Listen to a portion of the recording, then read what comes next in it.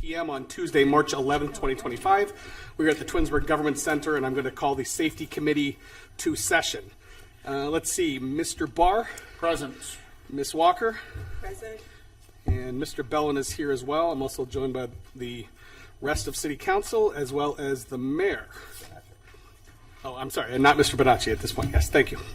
All right, next up on the agenda is an appointment of a chairperson. This is the first Safety Committee meeting we are having in 2025. Do I have any nominations? I'd like to nominate Mr. Bellin as chair. All right, any other nominations? Okay. Look, we have a second. All right. All in favor? Aye. Okay. All right. Perfect. Congratulations. Thank you. Thank you very much. You'll do All a right. yeoman's job. Thank you. All right. Is there any audience participation this evening? Seeing no audience. Next up on the agenda is roundabout signage. I don't know, is that the mayor? Is this a discussion? I didn't put it on. Okay.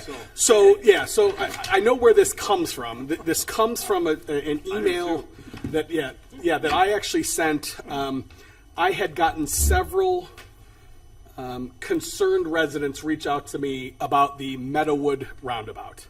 And it was concerns, similar concerns that we've been hearing over the years about the roundabouts. Typically, it's people not yielding going south into that first roundabout on 91. I know, and I reached out to the mayor, and I reached out to Chief Mason and to Amy about some additional signage coming in and out of the roundabout. I understand that signage has been installed. I did reach out to the residents that had reached out to me.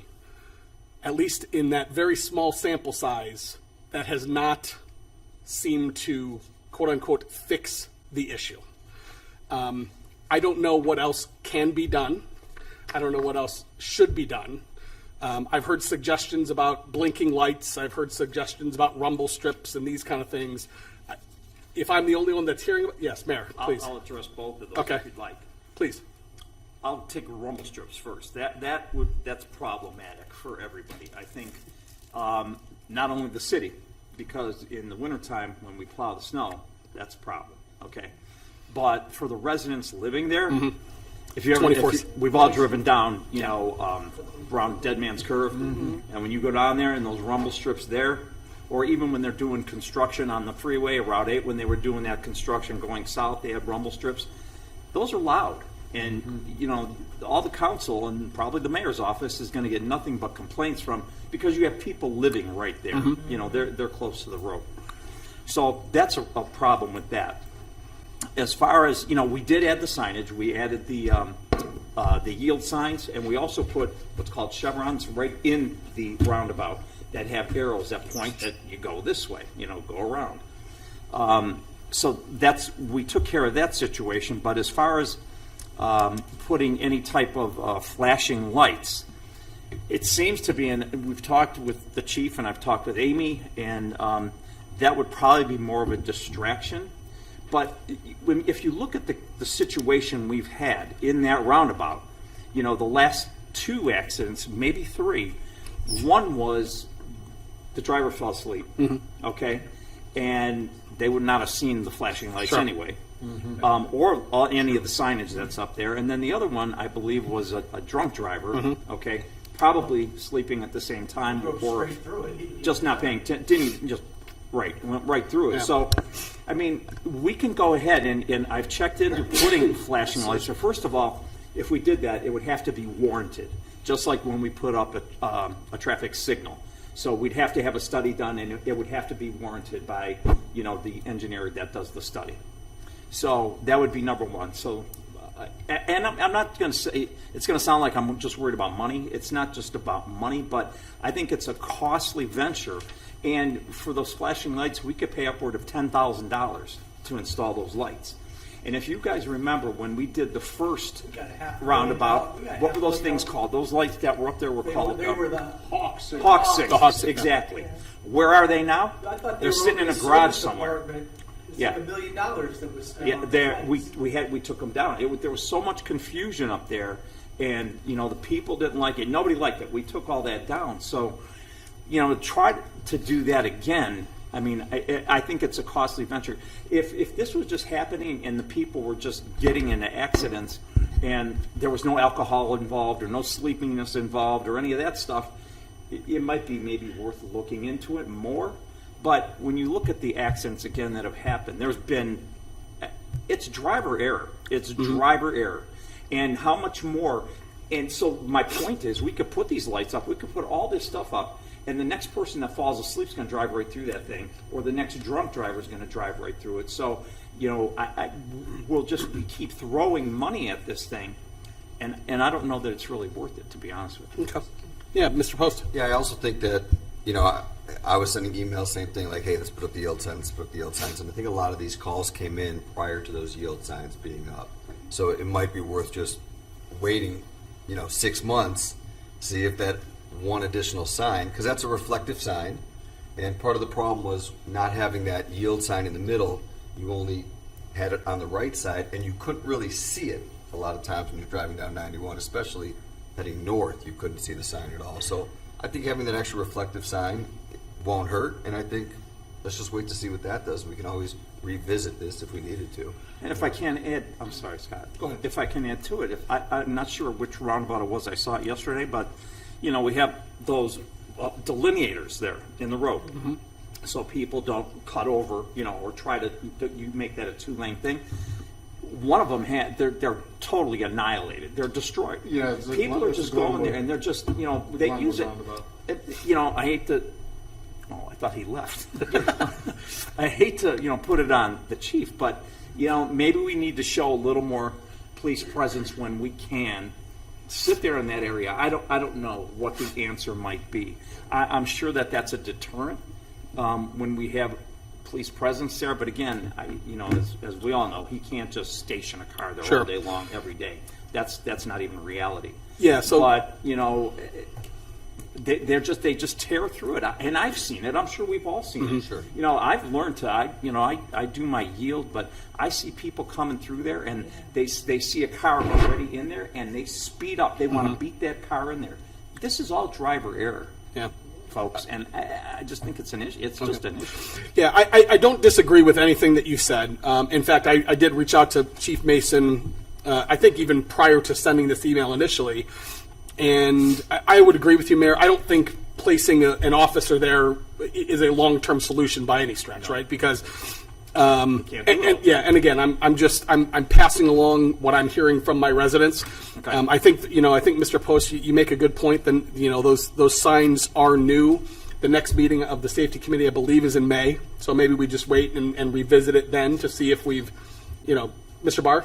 So I mean, the other thing that I think is worth noting.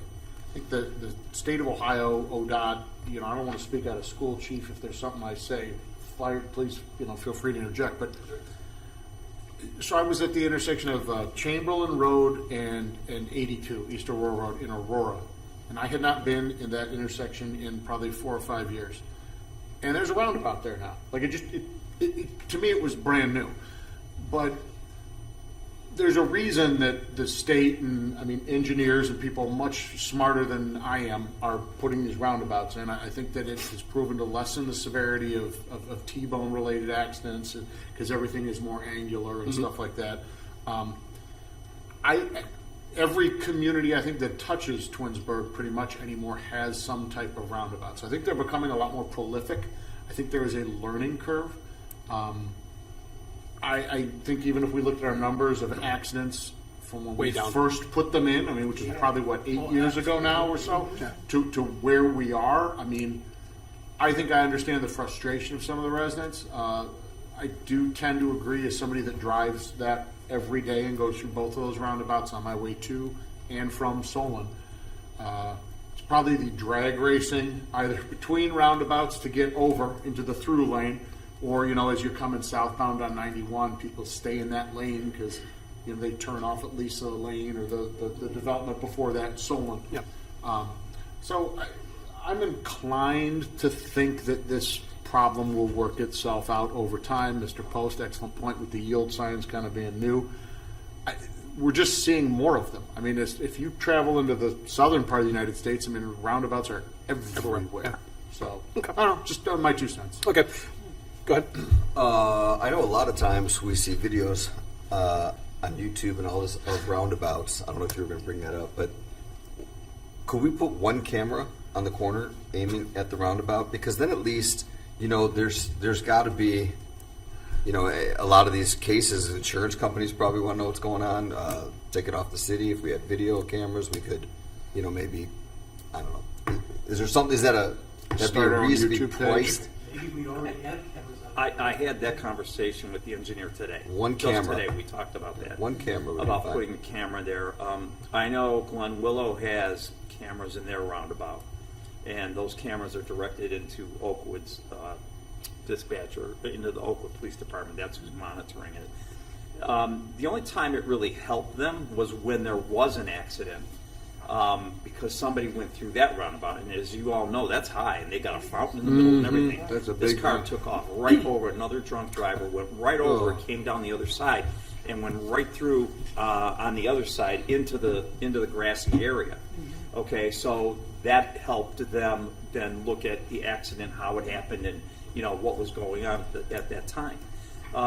Yeah, we did talk about that today, and I think that I don't have a problem trying it, and I don't believe she does either. If we think it's going to be worthwhile, and I'm going to talk to the chief about it, and see if it would help us. If it's going to help us, we'll put the money into it. But I don't know. I don't know how that's going to detour. I It's think not it's people I think it's a learning. this is- flying through there. No, it's not going to be a deterrent. I guess my question is, do we get insurance money every time there's an accident and they beat up the roundabout from Yeah. their Oh yeah. insurance? We get reimbursed. From their insurance, We correct? get It's reimbursed. property damage, right? I mean, Yeah. I just want to make sure of that. That's the first thing I do. I call all the time. We've got a police report.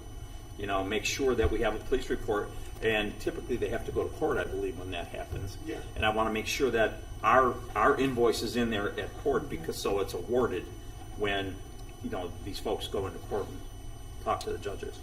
And I know we had conversation about putting in actual curbs and landscaping where those white temporary, those are meant to be temporary, aren't those things, or are they meant to be permanent? No, they were meant to be there so people so they know that's not a 2-lane roundabout. Right. So the curb lane, it's meant to stop them from going in there, but what they're doing is they're cutting over No, I understand. and still going in there. But remember, I wanted Amy to get pricing on, I think if it's going to be a permanent fixture, I think it's a very unattractive permanent fixture. That I even said just extend it out. We could put landscaping in there and make it look nicer. A permanent curb is definitely going to deter people from cutting over. I would think they're going to mess up the car Like I big told time. you, they just ran them all over in Yeah. one of those roundabouts. Okay. But you're right, it could. The It Glenwood could. roundabout. We'll look into that. Yeah, for I sure. really think if nothing else, it'll be more pleasing on the eye as people drive into Right. the city right as they enter. So at the very least, I would like to include this in the agenda for the next, the meeting in May, and just kind of take a look and see where we are from an accident perspective and Maybe what just we, keep a yeah. track on some stats, if there's Yeah. anything going on there, chief, or Okay. of any accidents that you're responding to, then when's the next meeting, in May? May the 13th, yes. Yeah, so maybe we could get, Yeah, I mean, I've got a thought. you have a thought? Yeah, please. That's not what I meant. So a lot has been thrown out about the roundabouts, a lot of valid points, everybody's got some perspective and some ideas. I like the idea of, let's wait, so we just put some chevrons up, some reflective striping, some new signage. Let's give it a little bit and see. I think Mr. Bellin, you may have proposed it. Let's give it a little bit of time and see, and then I can provide it at the next meeting or whatever we determine you want to hear it. We can give some stats, and we can do a look back to about the time the roundabouts were implemented to now, because it's not only going to be the numbers of accidents, but what type of accident. To the mayor's point, if it's someone who's drunk or asleep, it doesn't matter what you put up there, it's going to happen. People have become more used to the roundabouts. The learning curve isn't as steep. Personally, what I see, especially if I'm in my personal vehicle, I will see somebody who gets confused because they don't realize, or they're not paying attention, even though it's clearly marked that the right lane is right turn. If I'm on 91 and I'm supposed to make that right on the Glenwood, inevitably, if there's a car next to me, I always wait to see what they're going to do, because I know there's a good chance they're just going to cut in front of me because they don't know any better. Yep. I don't know what you can do for that. That's someone who's unfamiliar with it, who's not paying attention, as much signage as we have put up. So I think, let's evaluate it here in the next few months. Let's see what kind of effect this has. Let's get an overall snapshot of, because I guarantee that the numbers have gone down of the accidents, and we may even be able to break down the fault or what type it was. I think that's one thing. As far as the idea of cameras, things like that, again, I don't know to what point that would be for. Generally, when there's an accident in a roundabout, we are able to establish who was at fault, who was already in the roundabout. Was it somebody who stopped in the roundabout to let somebody in? Was it somebody who did exactly what I said, instead of maintaining that right turn, went straight? Typically, we're able to determine that. You don't need a camera for that. And unless it's a camera that's recorded, you're not going to be able to go back and monitor that to see, what the cause of the accident was. But I don't think you need it because, again, typically we're able to determine tell. what Yeah. the cause of the accident, who was at fault. It was brought up about Mr. Post, about the damage. Yes, the mayor's pretty diligent in ensuring that, we have a report on file. We have that person's insurance information. I know he's told me he reaches out to service immediately to get a quote on what it costs us to repair it. So yes, we do recoup our expenses from that. Okay. So I think going forward, the best way to proceed would be, let's give it a couple months with that signage. I can come back to a meeting with a broader perspective of what the accidents have looked like over the years, what kind of a trajectory it's been on, what the causes are, things like that. Perfect. Thank you. I appreciate it. Well, why don't you, we'll move along from roundabout. You're actually next up on the agenda, so you can stay Okay. there. So next Sure. up is updates on the police department. Take it away, Chief. Sure. This will be pretty brief. As far as the radios go, the microwave system, we are, as of today, we're about 12 weeks out for the new system being in place. So that's progressed well. Everything was approved, which it's moving on. We're just going to stick with what we have for the next 12 weeks till the new system is in place, and that'll be good. As far as the portables go, you guys remember it was kind of thrust upon us that the Motorola's, we needed to replace our mobiles, our portables, all that stuff. Again, everybody worked well. We got through that. The new radios have arrived. New radios are being programmed. We've had a couple radios that were programmed, and typically what happens is then they'll be given to a few officers. They're taken throughout the city so we can test them to make sure the reach is good, to make sure the channels are good. So we did that, I think it was about a week ago. We had a couple units, and we realized there's a couple little changes they need to make. So those are being implemented. And those radios, once that's worked out, all the new ones, the rest of them will be programmed. But the radios and all the accessories that go along with them are here. The mobile units in the cars are being slowly phased in. We have those, so that's working out well. So yeah, as far as the radios go, we're in good shape. Okay, good. We're in a good place. Nice. Staffing, hiring, promotions. We gave the sergeant's exam. This last meeting was a little while ago. Since then, we gave the sergeant's exam. Jeff Hayes was promoted to sergeant. I think we spoke about that, but just again, make sure you're aware. So Jeff Hayes was promoted, so that vacancy has been filled when Sergeant Sawyer retired. We're working our way up to getting full staff. We do have Josh Powell, who's in the academy, and then Adam Singerman, who was hired a little over a month ago. He's well into his FTO program. He's already in the phase 2, and he's doing very well. We continue. We're continuing to interview and process the applicants we have for the remaining spots that we have. So that's going along well. New vehicles, the Tahoes. Officers love the Tahoes. They love the room that they're afforded with the Tahoes. They are a big vehicle. Anyone who's been in one knows they're nice and roomy, but once you put in, as we've discussed, a cage and a computer and all the equipment they carry and all the equipment in the back and the rear cage, it gets real small real quick. But fortunately, it hasn't been the case with the Tahoes. They love the room. They love the ride of the vehicle. Yeah, thank you. I think they stand out well. They do exactly what we wanted them to do. I think we've talked about it, but the trend over the years has been the more subdued graphics, and we wanted the cars to stand out. We wanted them to say police. The best example I have of that is, this is several weeks ago. I was turning onto Glenwood from 91, and there were 3 of our officers on a call at a house, probably, about 10 houses down. They were a good ways away. There was 2 Tahoes and 1 of the Explorers. As soon as my lights just barely hit the Tahoe, boom, police popped. There was no missing, that there were a couple police cars there. Whereas with the Explorer, because it didn't have the reflective graphics that we incorporated in new ones, didn't show up quite as bright. So it's doing what we want. I think it's good for the community. The cars stand out a little more. And again, thank you. I think they do look good. So, we had the Charger as well that we had pressed into service before the Tahoes. That gets used every day. That car is working out very well for us as well. We already talked about the roundabouts. I think that's all I have on my agenda, unless anyone has any questions. No, thank you, Chief. I do have just Yeah. one question. Mr. if Barr. I may. Yes. Only because I saw some posts on social media. Are we stepping up parking enforcement in the city? It appears, at least on one of the Twinsburg forums, that some parking citations were issued. I think, Mayor, I touched base with you, and Chief, I know we discussed it. Maybe just a quick primer on city parking and reminding everyone that technically there is no parking on any city street in Twinsburg. Right.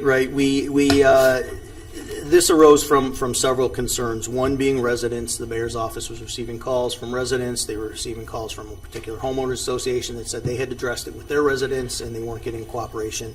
We wanted to know what we could do. The timing of it coincided with some of the snowfalls we've had, vehicles being left in the street, making it hard for the plows, particularly on cul-de-sacs.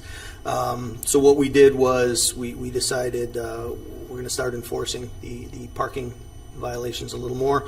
Now, we didn't take a heavy-handed approach. The officers have been instructed if there's a car in the street, if we get a complaint about it, or you're driving, you see a car, make every effort you can to find out who the car belongs to, talk to them, advise them they can call to get permission if they need, and we can log it. If we can give permission, obviously, if we're expecting snow, it's in the middle of a snowstorm, we're not going to give you parking permission. And incidentally, when you do call, we give you instructions about parking on opposite side of the hydrants, things like that.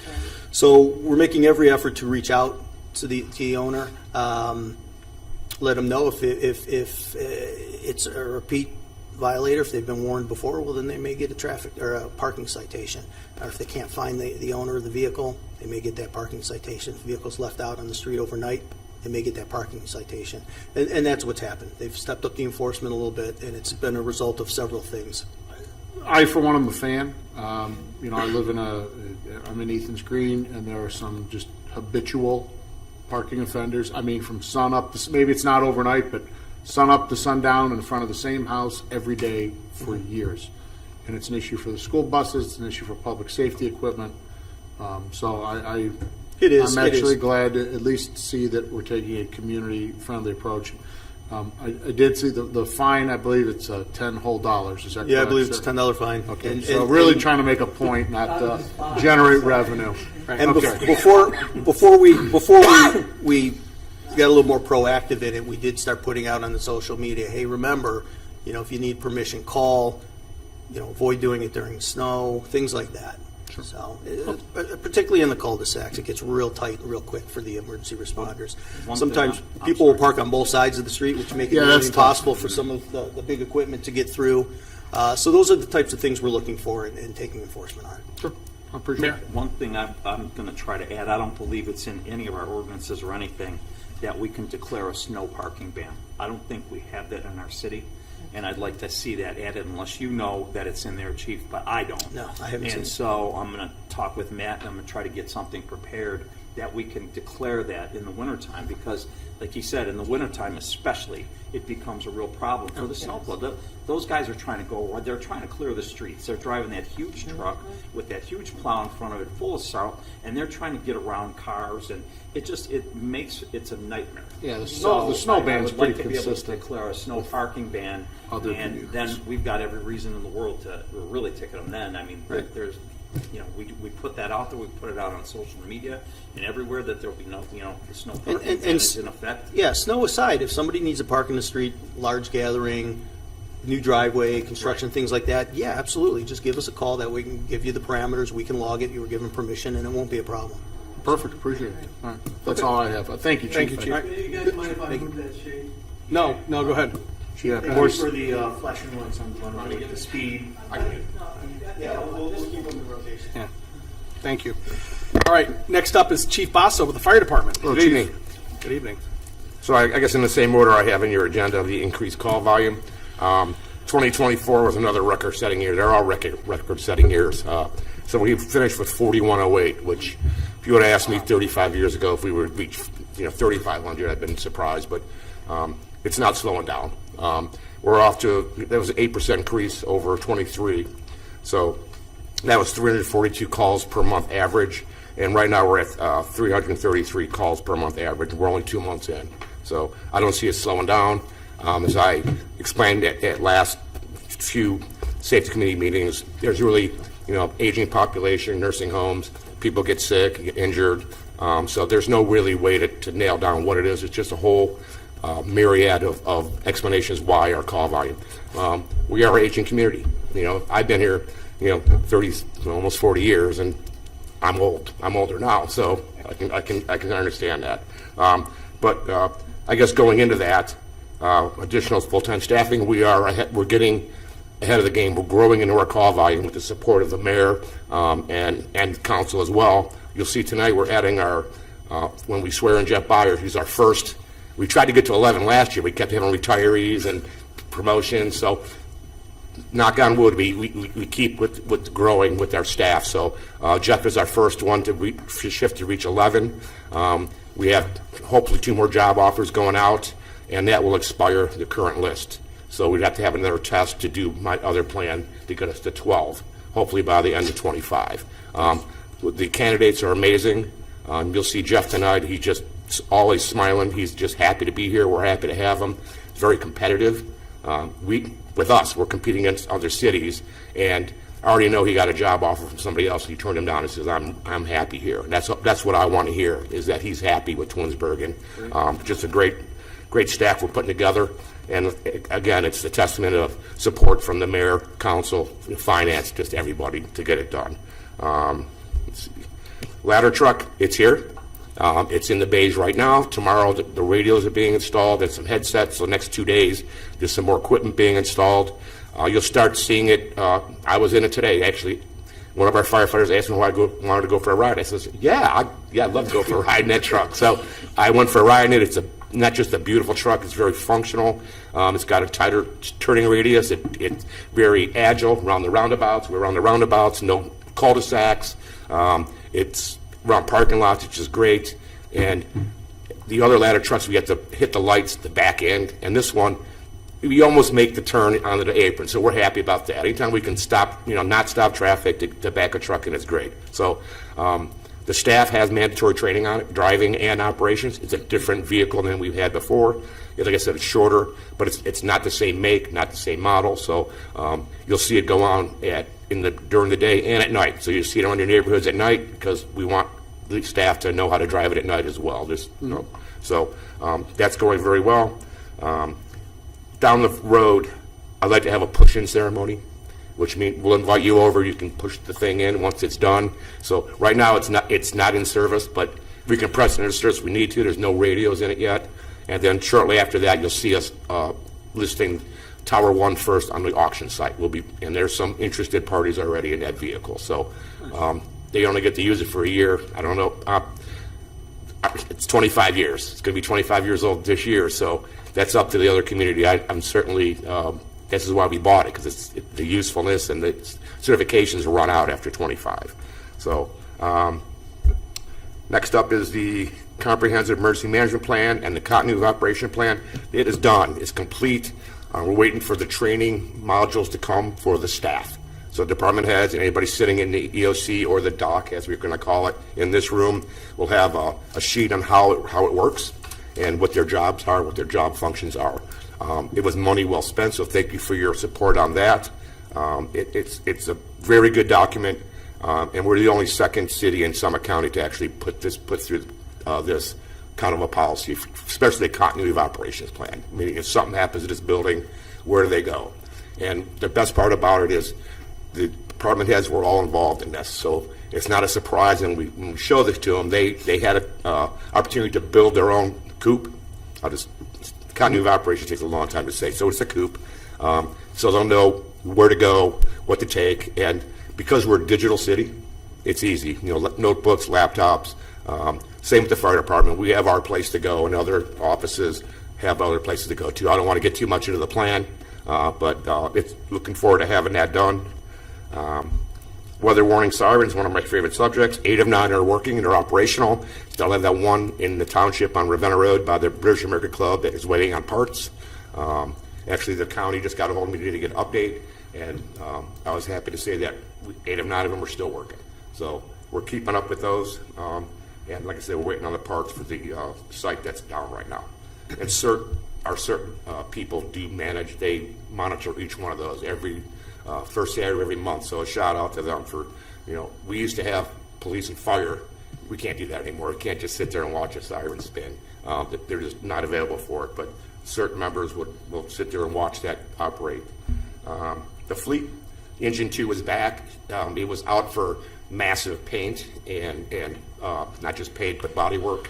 So that was picked up in November. We finally got it back last month. We couldn't put it on the road because there was no graphics. We need reflective graphics. That's all completed. It's back on the road. Got to replace that in 7 years, folks. So the committee that put that ladder truck together is going to reconvene and start putting together an engine. That's going to take about 2.5, 3 years for that build process, unless we find a stock model. But unfortunately, I won't be around to see that in 2.5, 3 years. I won't be here. But we have a great staff that's going to be putting that together.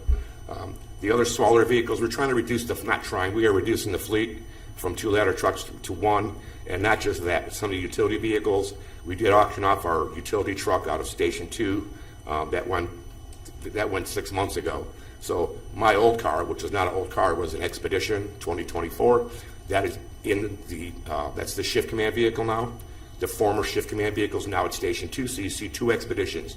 And that's for they both are clearly marked supervisors, so you have a supervisor on scene with those Expeditions. I'm driving an Explorer, which is my size. It's small. I don't have as many tools as the shift commanders, so I don't need all that room. But it's a great vehicle. I have to get used to driving a cruiser. It's got some police things I have to take to the Ford dealerships that turn some of that stuff off. Like, I didn't know that they don't like dome lights.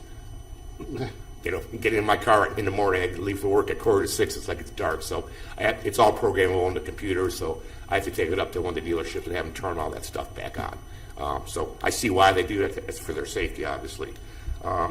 Utility 1, that's the utility pickup truck. We put a cap on it, make it more versatile, make it heavier, and we got more graphics on that. So our fleet is starting to look the same for uniformity. So VMS has done a good job, helping us plan and putting those graphics together. So the fleet is not only very functional and in good shape because our service department keeps it running, but it's also a good looking fleet. That's not the only reason. So I talked about fleet reduction, physical. Yes. You want to talk about the letter of intent that we just did? Yeah, well, for the med unit, we have to do, that's going to be on the 25th. We're going to bring that to council. I thought we There's a letter of intent for a replacement med unit. That's another 2.5, 3 years out. They'll take a letter of intent instead of cash, so we don't have to pay for it until we get it. But that's going to replace the med unit. That's number 4. So we'll try to keep 4. So by the time we get that, Med 1, which is now Med 3, I'm trying not to confuse you here, but we had to renumber everything. That 4th unit is for reserve, and it's also doubles as a utility for our special operations team. We keep it together as a med unit, but it can do dual purpose. So when we got the twins, right? Got the twins. That's 1 and 2 now? We have triplets now, yes. Okay, Yeah. okay. Thank you. Sort of triplets. You got the twins, they were bought at the same time, Right. but Med 1, that was our primary one, that's now Med 3. Okay, So gotcha. we have to change the numbering on it. So they're all out there. They're great units. They do a lot of work. They're out there all day long transporting patients, and they're just very good vehicles, and we appreciate that. Physical facilities. I don't know if you saw our post, but our classroom and officer's room was renovated by our service department. Looks An great. amazing job. Amazing job on that. We've been trying to get that done for almost 20, 25 years. The carpeting, it wasn't just carpeting. They pulled the ceiling out, put a new ceiling grid. We had power put in the floor. They did all that stuff. And if you come over and look at it, it's a completely different room. Very functional. It's a great workspace. It's a great training space. when we had Dr. Darren for EMSCE, and he was able to broadcast all the stuff with ease. So our IT department gets a big shout out. Our electrician, Gary, and his staff did a great job. We were out of power. It's an older building, built in '79, so we actually had to put another panel in, kind of ugly, but we got to paint it. We couldn't even put an outlet in. That's how bad it was. So we did upgrade that, not upgrade it. We needed to get some more power in that room. So Station 2 received its first paint job since it was built on the inside, so the staff appreciates that. Shelley and Tracy sort of picked the colors on that. I don't pick the color. Yeah, it's been a while since we first paint job since then, and it's a different color scheme, and the guys and gals really appreciate that too.